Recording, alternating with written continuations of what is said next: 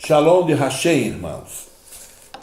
Eu estou procurando me dirigir ao Todo-Poderoso pelos nomes mais apropriados. Hashem é Deus em hebraico, não é? Tendo em vista que a palavra Deus, segundo alguns, vem da palavra Zeus, então por que não melhorar, não é? Então eu estou falando Hashem, amém? Eu estou copiando um pouco algumas coisas, as nossas raízes, não é? Que vêm do povo de Israel. Eu estou com a minha Bíblia aberta aqui em Hebreus capítulo 6, e é um capítulo que tem causado bastante desconforto para alguns, quando na verdade é de tanta solidez, de graça, e nos estabelece de tal maneira que, ao invés de ser desconfortável ou perigoso, na verdade é de extremo valor, não é? Para o estabelecimento da nossa convicção. Eu não vou ler tudo, mas eu quero só citar no capítulo 6, no verso 4, que diz assim: porque é impossível que os que já uma vez foram iluminados e provaram o dom celestial, isto é, o presente do céu, e fizeram participantes do Espírito Santo, e provaram a boa palavra de Deus e as virtudes do século futuro, e recaíram, sejam outra vez renovados para arrependimento. Pois assim, quanto a eles, de novo crucificam o Filho de Deus e os expõem ao vitupério, à vergonha. Porque a terra que embebe a chuva, que muitas vezes cai sobre ela e produz erva proveitosa para aqueles por quem é lavrado e recebe a bênção de Deus, mas a que produz espinhos e abrolhos, é reprovada e perto está da maldição. O seu fim é ser queimada. Bem, irmãos, eu queria falar um pouco sobre a confiança, a convicção inabalável da nossa fé, da nossa salvação. É muito comum eu ouvir pessoas citarem esses termos. Eu estou pagando o preço, eu estou lutando por minha salvação, ou coisas semelhantes. Porque não lhes foram ensinado que a salvação é obra de Jesus. Assim também como a santificação, lá em João 17, o Senhor Jesus diz assim na sua oração: Pai, santifica-os na verdade, a tua palavra é a verdade. E vamos então simplificar isso. Pai, eu quero que eles sejam santificados ao conhecer o Evangelho. Então, o que nos santifica não é o nosso esforço humano de se abster de coisa, isso convém, claro, mas não é isso que nos santifica, porque senão nós teríamos que reconhecer que os monges budistas, que ficam totalmente isolados do mundo, sem nenhum tipo de contato com nada, não têm vícios e tal, poderiam ser agradáveis a Deus, mas sabemos que sem fé é impossível agradá-lo. E os monges não têm fé em Deus, eles acreditam em Buda. Eles têm uma outra concepção de vida, eles acreditam em coisas que a Bíblia não diz. Então, poderíamos também pensar nas freiras, não é? Que se abstêm de tudo, e elas foram ensinadas que, se elas viverem daquela maneira piedosamente, elas então serão salvas. Eu li um depoimento, uma reportagem a respeito da Madre Teresa de Calcutá. Essa mulher foi extraordinária. O trabalho que ela fez, ela entregou a vida para os pobres. E não há como não reconhecer a beleza da história dessa mulher. Mas, curiosamente, no fim da sua existência, isso não são palavras minhas, isso foram constatadas por quem estava do lado dela. Ela afirmou que ela não tinha certeza de que iria para o céu, e na verdade ela sentiu uma angústia e um medo do inferno estava na alma dela, no coração dela. Já pensou viver a vida todinha como ela viveu, e no final da existência, ao invés de terminar com a gratidão por ter feito o que fez, ao contrário, um peso, não é? Uma sensação de condenação, uma coisa estranha? É porque este conforto não vem por obras, esse conforto vem pelo Espírito Santo. Ele vem por um testemunho que o próprio Deus dá dentro do nosso coração, quando a Bíblia diz que o Espírito de Deus testifica com o nosso espírito que nós somos filhos. Ora, se uma pessoa não tem esse testemunho é porque de fato não é filho. Mas foi ensinado que todo mundo é filho de Deus, mas não é. Todos nós somos criaturas de Deus. Só passam a ser filhos aqueles que nascem do Espírito Santo. E isso é um acontecimento que se dá na vida da pessoa que reconhece seu estado de pecado e crê em Jesus como Senhor, ou melhor, Salvador e Redentor. Então, normalmente há um peso, porque as pessoas não foram ensinadas, consequentemente os que não foram ensinados continuam também ensinando aquilo que aprenderam, que não é de fato o que a Bíblia diz, e um medo na existência humana daquele que confessa crer em Deus, de na última hora ser jogado no inferno, ou na última hora ser reprovado. E a maioria deles gostam desse texto de Hebreus capítulo 6. E eu queria falar um pouco sobre isso e tentar, de alguma maneira, trazer conforto à tua alma, meu irmão, abençoar tua vida com o Evangelho. O Evangelho são boas novas de salvação, não são notícias de condenação, não são acusações, meu irmão. Jesus não quer que você viva esse tormento, essa angústia na vida, uma incerteza pelos erros, pelas maldades, pelos pecados que se cometeu. Eu não vou para o céu porque eu deixei de cometer pecado. Eu vou para o céu porque eu confessei que sou pecador. A essa altura eu confesso que era pecador, agora sou santo. Não porque eu deixei de pecar, porque a Bíblia diz que eu sou santo. A Bíblia é dirigida aos santos e não é dirigida a pecadores. Deus não fala com pecador, diz a Bíblia. Então tem muitas pessoas que têm medo de aceitar que é santo, porque foi dado a elas a ideia de que santo é aquela coisa meia pálida, bem magro, porque não pode ter o prazer da comida. Algumas pessoas dizem que é pecado, chegam a dizer que são glutão. Eles não sabem nem o que é glutão. Teriam que estudar o que é glutão. Glutão era um tipo de gente que vivia nos palácios, nas festas dos reis, e que eram dias de comida e bebida. E havia os vomitômetros. E eles comiam e bebiam, depois iam naqueles lugares adequados e vomitavam para voltar a comer e beber. Isso é um glutão. Glutão não é a pessoa que come mais ou menos, não é?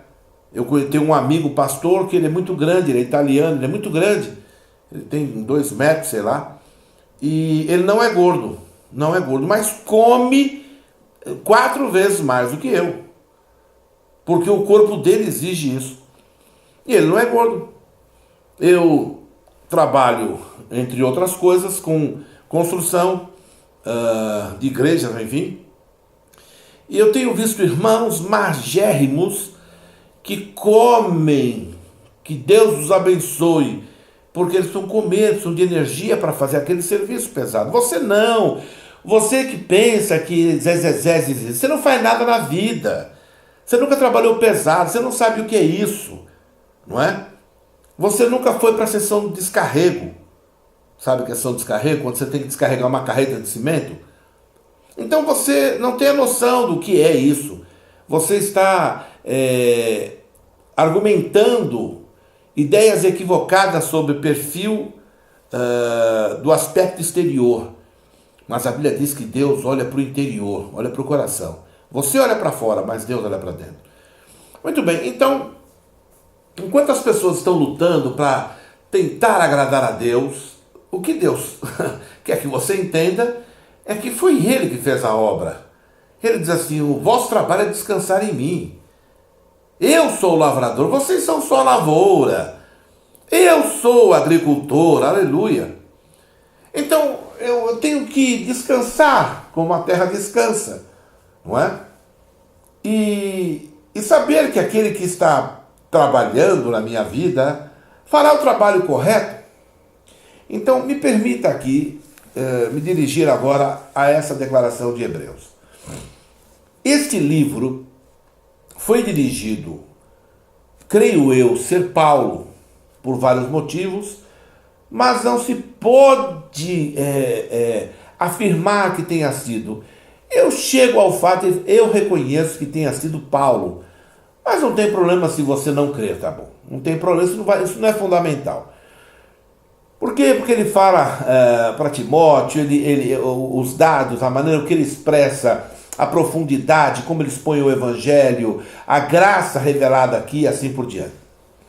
Coisa que nenhum outro apóstolo falou.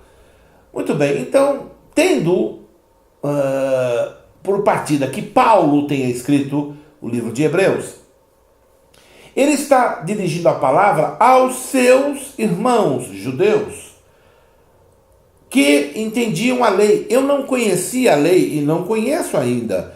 Eu nunca estive numa escola rabínica para poder ter instruções sobre a Torá e a Taná como os judeus têm.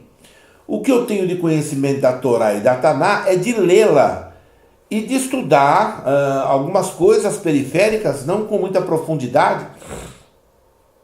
Então o apóstolo Paulo se dirige aos hebreus para dizer o seguinte: não pensem que o fato de você ter chegado à comunidade do Nazareno, o fato de você ter se aproximado e por um momento, sabe-se lá por quê, você até confessou crer nele. E por isso você desfrutou de coisas concernente ao que Yahushua trouxe para nós da parte de Hashem, da parte de Yahweh.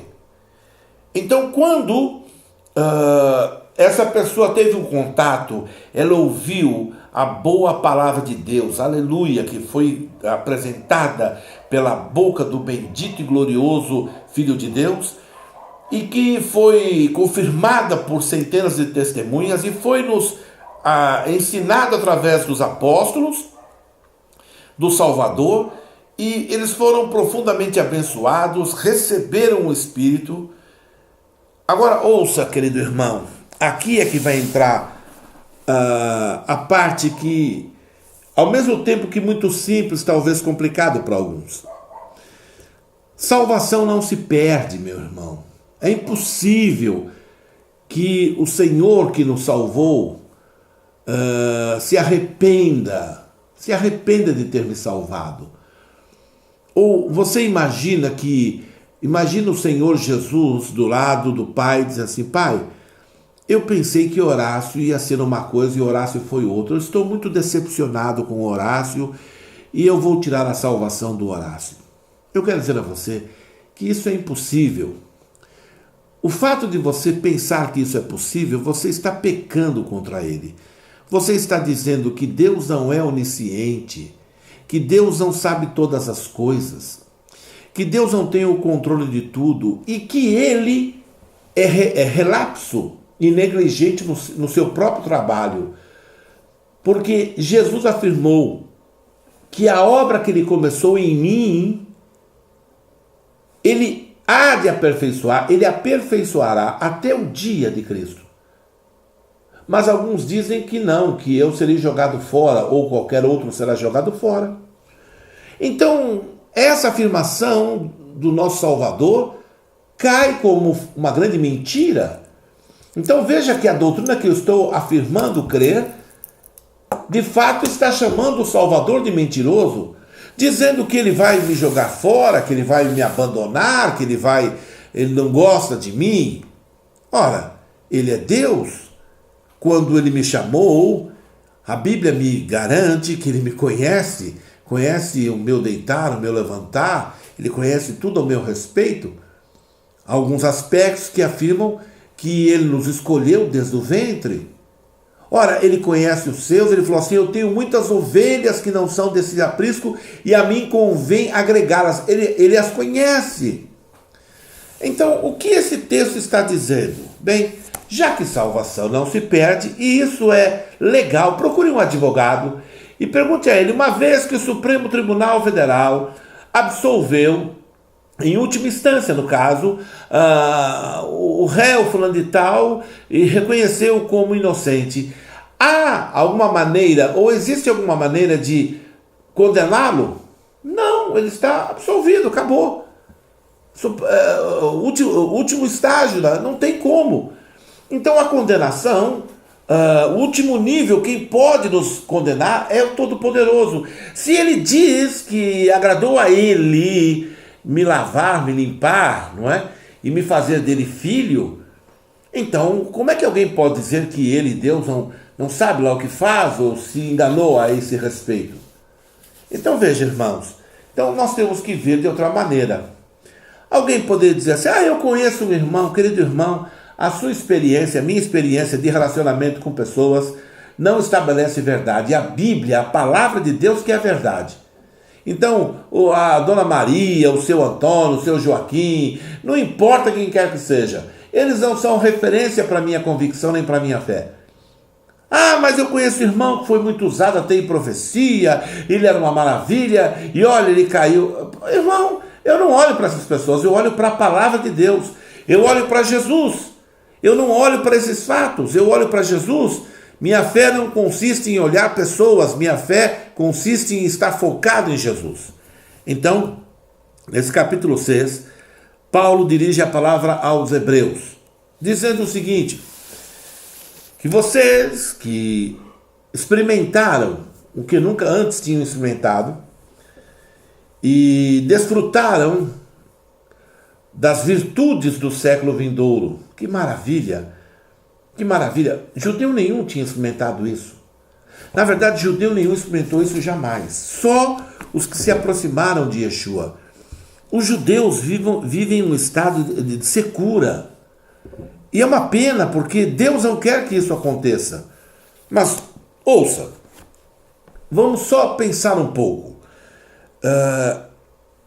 Se você ler a Taná e a Torá também, verá o seguinte: que Israel sistematicamente é reprovado por Deus.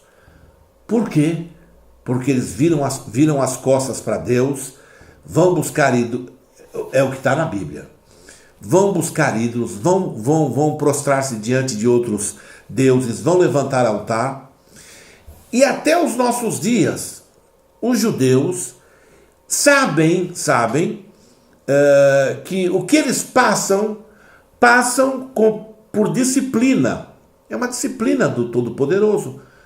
Por quê? Porque eles estão certinhos? Não, se eles estivessem certinho, eles estariam profundamente prósperos em todos os aspectos e não haveria quem pudesse afrontá-los, não haveria.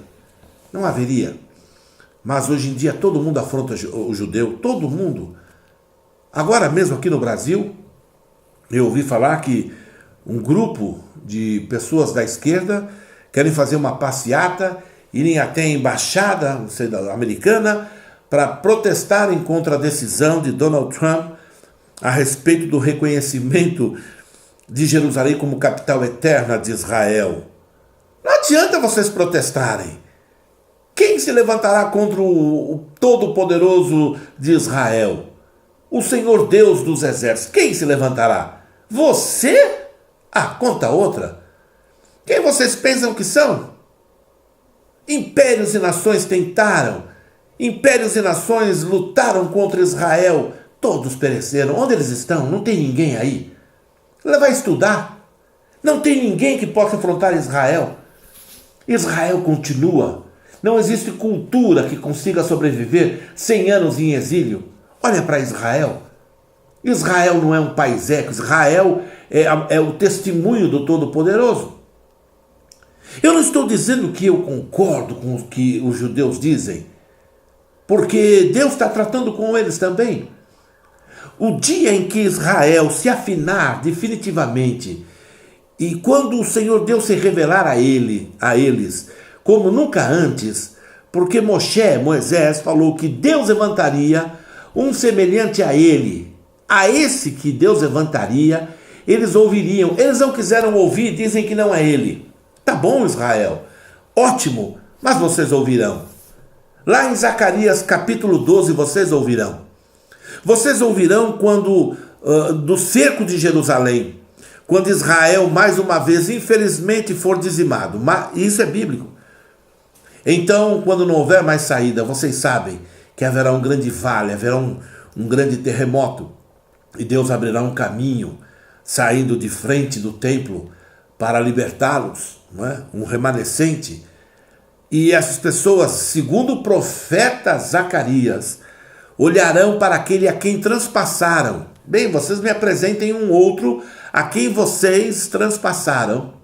E prantearão, isto é, um choro profundo, como quem chora por um filho único que se foi, que perdeu, que morreu. Então, eu não tenho que falar muita coisa a Israel. Eu não estou preocupado com ganhar um judeu para Cristo, não. Pode deixar que o Todo-Poderoso cuida do povo dele. Então, quando o povo de Israel viu a obra que ninguém jamais fez igual, ninguém pode negar. Olha, ninguém prova que ele existiu. Também ninguém prova que existiu Moisés. Você crê se você quiser. Ninguém nem prova que o povo de Israel teve no Egito. Ora, se você quer usar a ciência para provar coisas, você tem que ser pelo menos legítimo, honesto, em reconhecer que nós temos que crer em Deus pela fé. Por isso que é crer em Deus. Se eu pudesse vê-lo, tocá-lo. Por isso que Israel não tem muitos méritos em alguns aspectos. Porque ninguém na terra jamais viu uma coluna de fogo, uma nuvem durante o dia. Ninguém viu maná. Não. Ninguém viu o mar vermelho se abrir, exceto Israel. Então Israel tem que crer mesmo. Mas eu não vi nada disso e creio.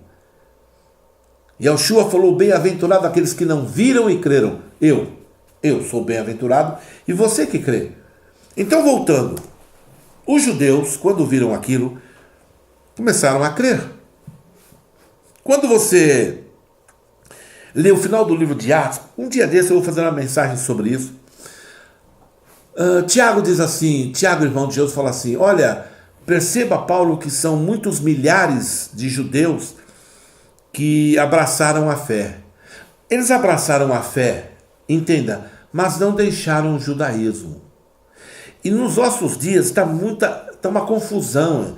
Tem muito crente querendo ser judeu, e tem muito judeu que crê em Jesus e tem medo de crer em Jesus. Ele crê em parte, então o que ele faz? Bem, para garantir, vou aqui praticar a Torá, como diz, e crê em Jesus. Quem crê em Jesus é livre. A Bíblia diz que ele se manifestou debaixo da lei para resgatar os que estavam debaixo da maldição da lei.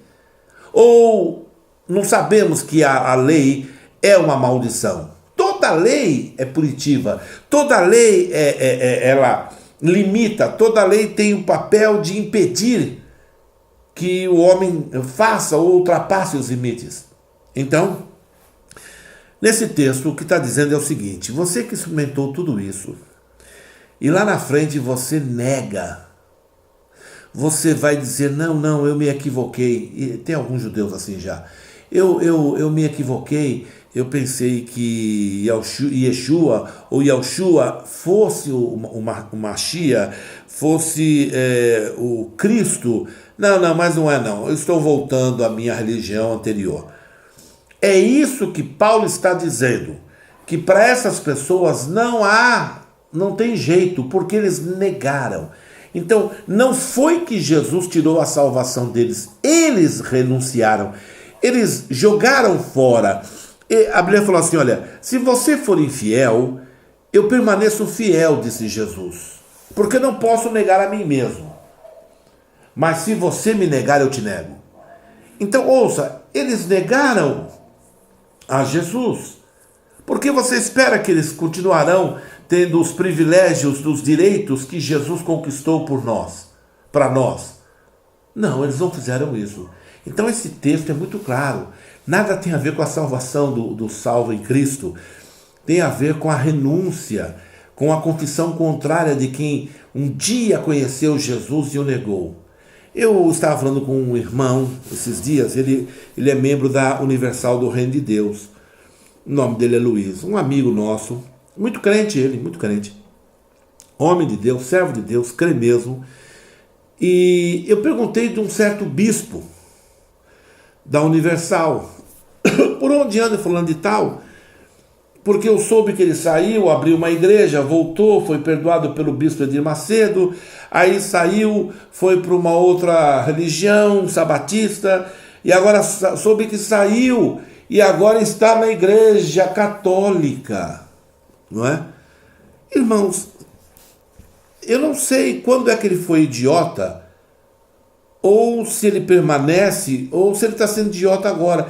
Eu não estou ofendendo, é porque se eu digo, olha, se eu estou aqui pregando a você, olha meu amigo, você faça a fogueira santa de Israel, que você vai ser abençoado, e amanhã eu digo que isso é mentira, eu fui idiota, ou antes ou depois. Eu sou um imbecil, ou antes ou depois.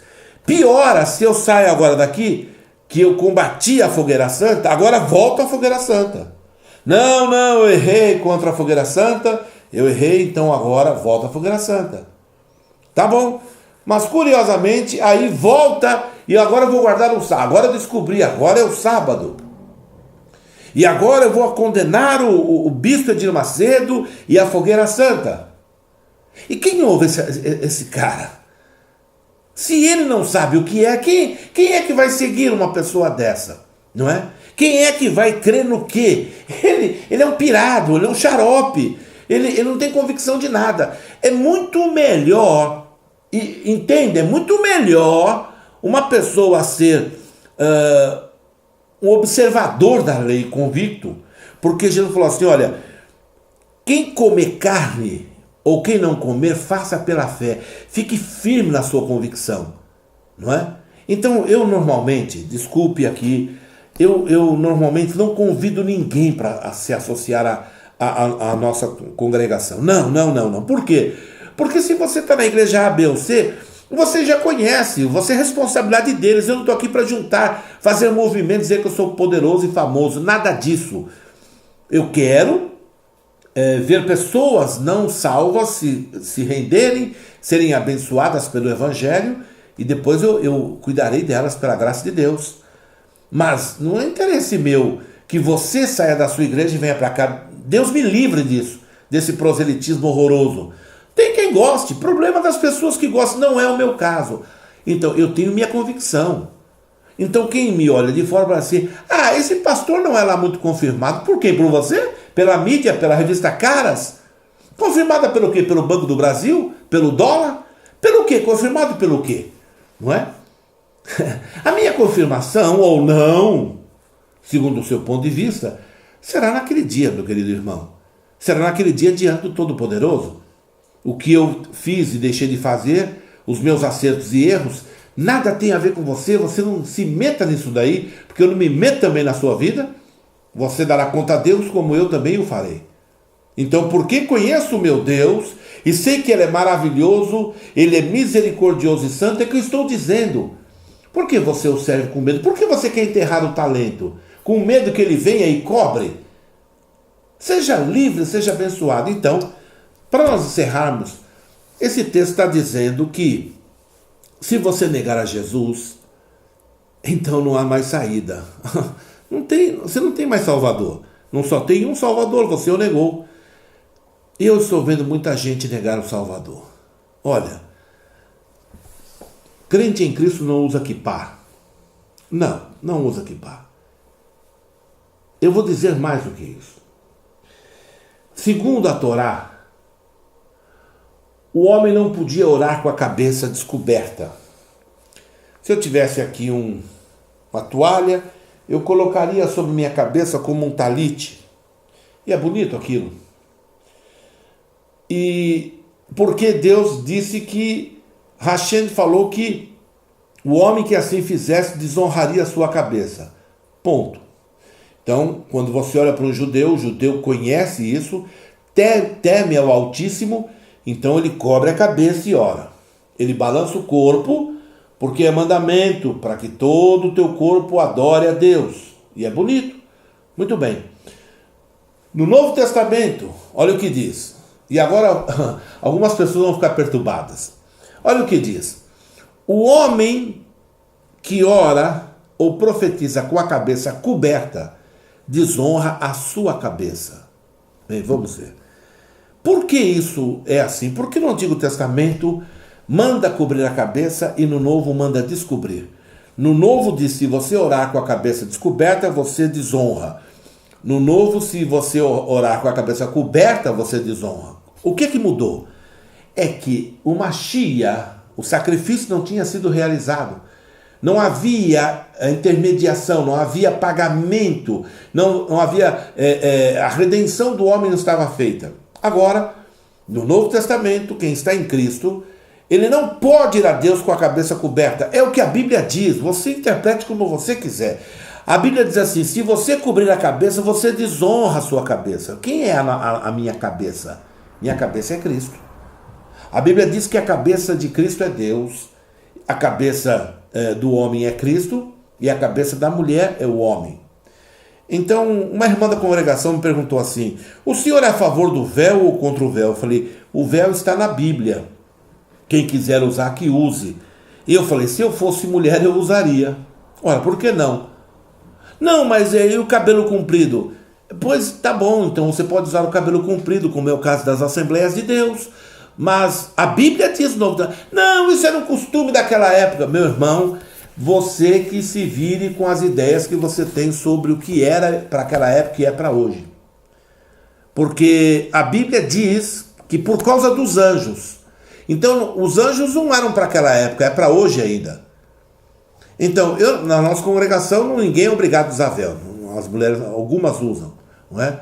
Mas se eu fosse mulher, eu usaria. Eu usaria. Por quê? Porque eu quero estar mais adequadamente possível ligado às Escrituras. Agora ouça. Então, quando algumas vezes eu vou na igreja, eu vejo todo mundo de boné na igreja. Não é? Porque ninguém fala nada. Porque se falar, eles vão ficar magoados e vão embora. Meu irmão, se essa pessoa ama Jesus e realmente tem temor de Deus, eu não tenho a menor preocupação de falar. E se ela for embora? Foi. Ué, o que você quer que eu faça? O próprio Salvador perdeu muitos porque falava a verdade. Qual que você prefere? Estar com uma igreja cheia de gente que não agradam a Deus ou ter um grupo de irmãos conscientes que agradem ao Senhor? Pastores, meus irmãos em Cristo, tenham coragem de serem pregadores do Evangelho. Você não tem que fazer política, eu não tenho que fazer política com ninguém. Eu não estou aqui para provar que eu sou nada. Meu papel é anunciar o Evangelho. Então, nós estamos aqui vivendo um período em que as pessoas estão morrendo de medo. Morrendo de medo de perder a salvação, morrendo de medo de tudo. Quando não há por que ter medo. Se você já entregou sua vida a Jesus, se você já recebeu a sua graça bendita, querido irmão, desfrute. Qualquer hora dessa nós estaremos todos juntos na glória. Não será um mérito de uma pessoa muito prendada, será direito de todos aqueles que creem. Então, para encerrar o livro, esse texto, isso está referindo-se a judeus, propriamente dito, e a também outros, não é? Que começam a caminhar, depois negam que Jesus é o Messias, que Jesus é o Senhor. E aí começam, não, ele é só um profeta, não, ele é só um grande sábio, e aí você perdeu tudo. Mas se você jamais o negar, e eu digo a você, não o faça, pode sossegar que a salvação é garantida. Deus te abençoe, meu irmão. A gente se vê na próxima. Em nome de Yahshua. Deus te abençoe. Amém.